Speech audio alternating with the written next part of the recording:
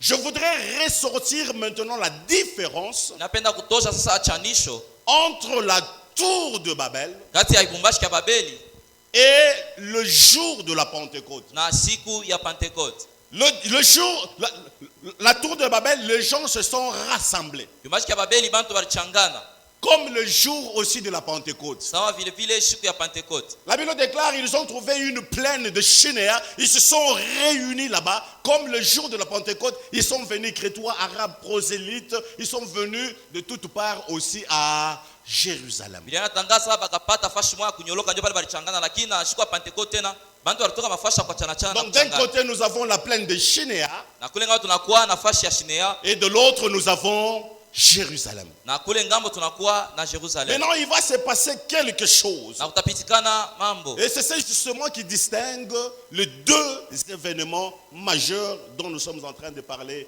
aujourd'hui. Na hiyo mambo ndio tenda kuachanisha hii mambo mbili tuko nasemezea ya Babeli na Première Pentecote. différence, Achanisho ya kwanza c'est que vous avez dans Genèse chapitre 11, ile mnakuwa nakyo Mwanzo sura yake ya 11 qui est la tour de Babel, ile inakuwa ibumbashi ya Babeli et l'inverse de ce que vous avez dans Actes des Apôtres, le chapitre 2. inachana na ile inakuwa mtendo la mitume ya mitume sura yake ya pili. Dans Genèse chapitre 11, Mwanzo sura yake ya 11 les langues sont une malédiction.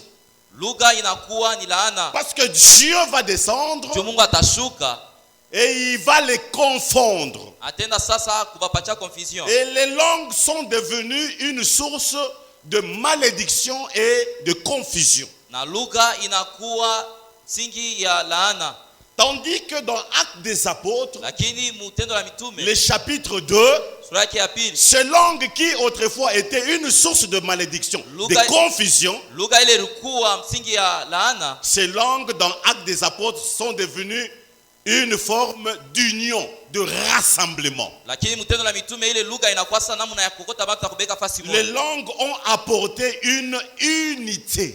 Ile lugha inaenda kuleta kwa mkunji moya. Ça c'est la première chose. Ile inakuwa ni mambo ya kwanza.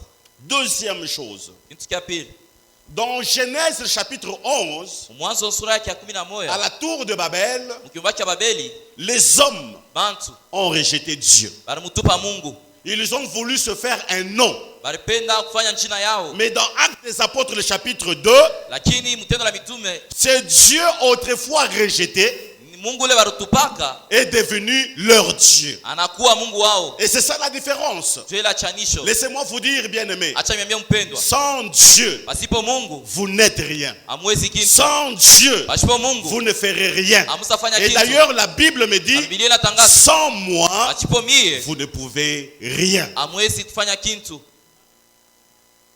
Troisième différence. Achanisho ya tatu, À la tour de Babel, mkiombashi ya Babeli Dieu a donné des langues. Mungu alileta malugha Et ces langues ont poussé les hommes na ile lugha ilisukuma bantu à vouloir être aussi grands que Dieu. na kutafuta kuwa bakubwa kushindia Mungu. Ils ont voulu se faire un nom. Baritafuta kuwa na njina, Et quand Dieu a réalisé cela, na pale Mungu akaona ile il les a séparés. akawasambarisha, Il les a dispersés. akawasambarisha. Dieu est venu les confondre. Mungu akakuwa kubasambarisha. Pourquoi? Juu ya nini? Parce que l'homme Juu muntu cherche à devenir plus grand que son créateur. iko natafuta kuwa mkubwa kushindia mbaji Mais à wake. la Pentecôte, qu'est-ce que nous sommes en train de voir? Lakini Pentecote tunaona nini? Dieu, lorsqu'il donne des langues, Mungu pala analeta malugha. au lieu que ces langues les divisent, Juu ya ile lugha ende kabachanishe, mais les langues ont permis lakini ile lugha inenda à ce usaidia. que non seulement ils s'entendent entre eux, Juu bashende tu paka kushikia bo mais benyewe. Dieu a permis Lakini Mungu anafanya vile. à ce que les yeux, leurs yeux, Juu ya macho yao, qui autrefois ile mala ingine voulaient pousser l'homme à être plus grand que Dieu, kaza kusukuma muntu juu ya kuwa mkubwa kushindia Mungu. les langues ont permis à ce que l'homme soit humble. Lakini lugha inaenda kufanya sema muntu akuwa kujishusha. Ici, j'aimerais ouvrir une parenthèse en disant, Hapa mimi napenda kufungula ngamo mwana kusema, quand vous voyez quelqu'un manifester un don spirituel kama unaona mtu anaonesha don spirituel et qu'il est orgueilleux, na eko na kiburi, sachez que ce don ne vient pas de Dieu. mjue asema ila itokee kwa Mungu. Ne peut manifester le don spirituel Ulatezi kuonesha vipaji vya kiroho que celui qui est humble. ni pakola na kwa mwenye kujishusha. Amen. Amen.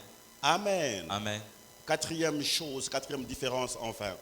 Achanisho ya ine na ya mwisho, À la tour de Babel, Babeli non seulement ils ont voulu être plus grands que leur créateur, abakutafute paka kwa juu kupita mumbaji wao, ils ont voulu se faire un nom, batafuta kupata njina, mais à la tour de Babel, les hommes ont adoré les idoles.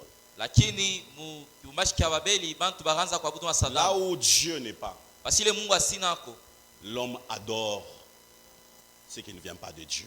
muntu eko na abudu kila Vous allez kitoke vous kwa Mungu. souvenir que, alors que les enfants d'Israël partent de l'Égypte, Bali batoto ya Israeli benatoka Dieu Misri, appelle Moïse à la montagne, Mungu anamuita Musa juste mlima. parce qu'il passe 40 jours, Jua anapitisha tu mashiku 40, le peuple s'est trouvé un autre Dieu, bantu bakapata Mungu mwingine, et substitué.